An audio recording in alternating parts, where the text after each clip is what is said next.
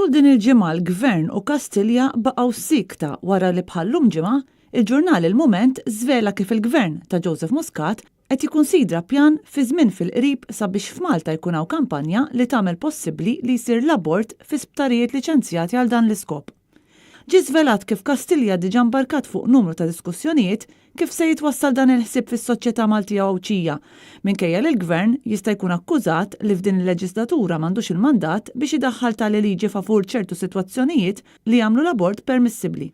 Il-pjan ta' Kastilja fih innifsu hu wkoll piż ġdid fuq il-Prim Ministru Joseph Muscat li jista' jrid jara kif se jagħmel iċċaqliq ġdid meħtieġ anke fuq livell ta' Presidenza u dan sabiex jassigura li ma jkollu ebda xkil ħalli l-President ta' Malta japprova u jiffirma l-liġi li ddaħħal f'pajjiżna l-abort. Bl-ewwel ħsibijiet tal-Gvern fuq l-eks Ministru George Vella u mbagħad fuq il-Ministru Evarist Bartolo bħala President ta' Malta. Madankollu ċar immens li Joseph Muscat kien se jkollu diffikultà. F'dan ix-xenarju kollox jindika li ħarsa Joseph Muscat issa qed tiffoka fuq il-Ministru Helena Dalli li diġà ma ħarġitx kontra xi tip ta' abort bħal pereżempju f'każ ta' tqala minn stupru.